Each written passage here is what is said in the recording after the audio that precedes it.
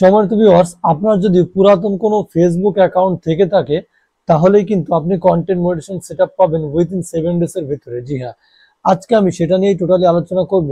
বর্তমান সময়ে ফেসবুক কিসের উপর কি দেখে কিভাবে কার অ্যাকাউন্টে কোন অ্যাকাউন্টে কন্টেন্ট মনিটাইজেশন সেটআপ দিচ্ছে দ্রুত, সেটা নিয়ে হচ্ছে আমাদের আজকের গল্পগুজব। জি হ্যাঁ, আপনাদের কাছে যদি পুরাতন অ্যাকাউন্ট থাকে, পুরাতন একটা ফেসবুক অ্যাকাউন্ট থাকে, সেখানে 500 700 800 1000-এর মতো ফলোয়ার আছে আপনার, অথবা ফ্রেন্ডস আছে, মানে ফলোয়ার তো না, এখন ফ্রেন্ডস।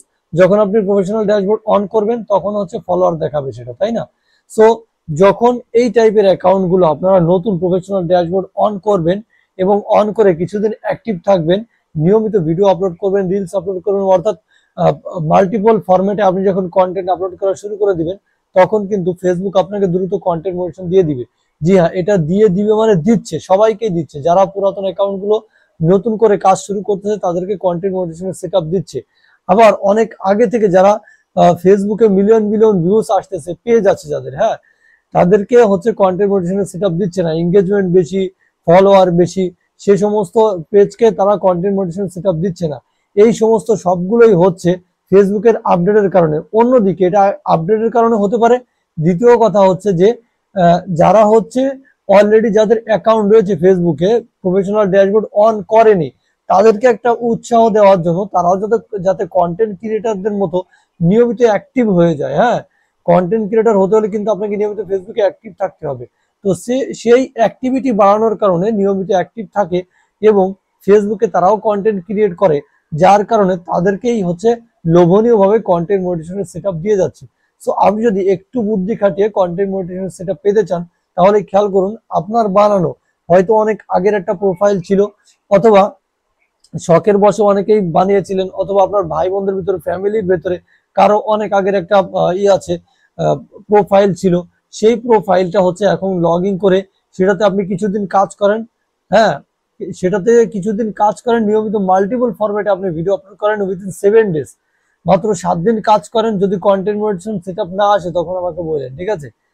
যে আপনার 500 থেকে 1000 ফলোয়ার আছে, পুরাতন অ্যাকাউন্ট, সেটাতে নতুন করে কাজ শুরু করে দেন, আপনার ভিডিও ভাইরাল হওয়া লাগবে না, এমনিতেই কিন্তু কন্টেন্ট মনিটাইজেশন দিয়ে দিবে। আর ফেসবুক এটা দিচ্ছে, সবাইকেই দিচ্ছে নিয়মিত। আমার চ্যানেলে আপনারা দেখতে পাচ্ছেন অনেকেই কমেন্ট করে বলতেছে, ভাই 800 ফলোয়ারে, 1000 ফলোয়ারে কন্টেন্ট মনিটাইজেশন সেটা পেয়ে গিয়েছি।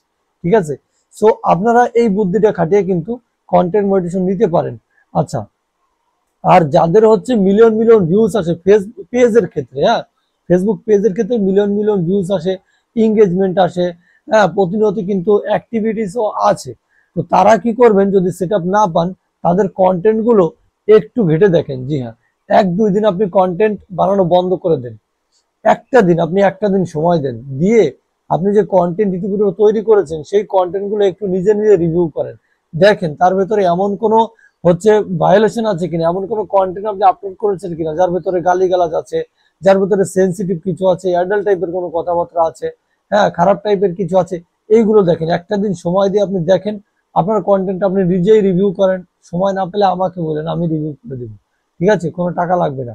সো এই যে রিভিউ করে আপনারা সেই কন্টেন্ট গুলো ডিলিট করেন, কোনো পলিসি ইস্যু থাকলে, কোনো রিপোর্ট থাকলে, হ্যাঁ, সাপোর্ট ইনবক্সে যান, হ্যাঁ, সেখানে চেক করে দেখেন। কোনো সমস্যা থাকলে সেই সমস্যাগুলো থেকে আপনি ফিরিয়ে নিয়ে আসেন, আপনার কন্টেন্ট গুলো কিছু ডিলিট করে দেন, সেই সমস্যাগুলো সলভ করেন।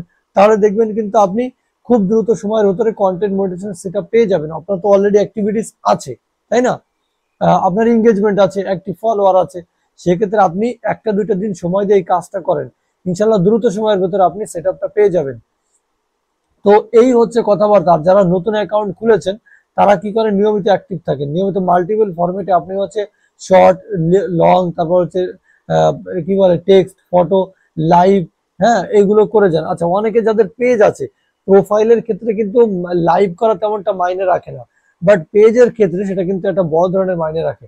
হ্যাঁ, যাদের পেজ আছে, কন্টেন্ট মনিটাইজেশন সেটআপ পাচ্ছেন না, ভিউস আছে, এঙ্গেজমেন্ট আছে, তারা নিয়মিত একটু লাইভ করেন, 15 দিনে একবার অথবা সপ্তাহে একবার।